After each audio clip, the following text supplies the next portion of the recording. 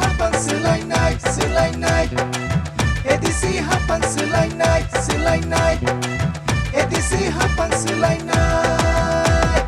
BJP वो बुड दे month सिंगले मन नखे मोदी जी नो बुड दे बेबक सिंगले मन नखे सिलाई night एदिसी habang sila'y night Edisi habang sila'y night Edisi habang sila'y night BJP वो बुड दे मंथ सिंगले मन नखे मोदी जी नो बुड दे बेबक सिंगले मन नखे ওয়ান থেকে আমরা কাজ শুরু করেছি তবে থেকে আমাদের মানে ডিক্লারেশন হয়েছে যে 28টাতে আমরা প্রতিদ্বন্দ্বিতা করবো ভারতীয় জনতা পার্টি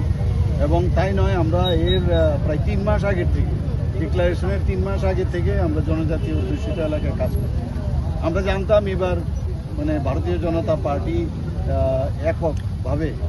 এবার এডিসি ইলেকশন 2026-এ প্রতিদ্বন্দ্বিতা করবে, কারণ যেভাবে এডিসির মধ্যে একটা মানে কি বলবো আমি একটা ভ্রষ্ট যে একটা সরকার, সেখানে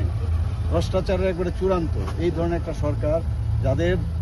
মানুষ সুযোগ দিয়েছিল কিন্তু তারা তার কথা রাখেনি। এখনও আমি এখানে স্মোক হাউসের 2-3টে ঘর দেখলাম, মানে বিচ্ছিরি অবস্থা। তো বিভিন্ন জায়গায় আমরা টাকা পয়সা দিয়েছি, প্রায় 30 কোটি টাকা হসপিটালের জন্য দিয়েছি, তারপরে আবার 10 কোটি টাকা দিয়েছি বাজেটের বাইরে, তারপর আবার আমি বিভিন্ন প্রকল্পের জন্য 30 কোটি টাকা দিয়েছি। মানে কোথাও আমি দেখলাম না চোখে নজর পড়ার মতো না, কারণ মানুষ বুঝছে যে এই ধরনের সরকার এর আগে কমিউনিস্টও ছিল,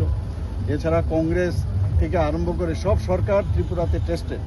একমাত্র ভারতীয় জনতা পার্টি যেখানে ট্রান্সপারেন্সির মাধ্যমে সরকার গঠন করে। আর জনজাতিদের উন্নয়নের কথা যদি বলতে হয়, মাননীয় প্রধানমন্ত্রীজি সবসময় বলে যে জনজাতিদের উন্নয়ন আমাদের খুব প্রয়োজন।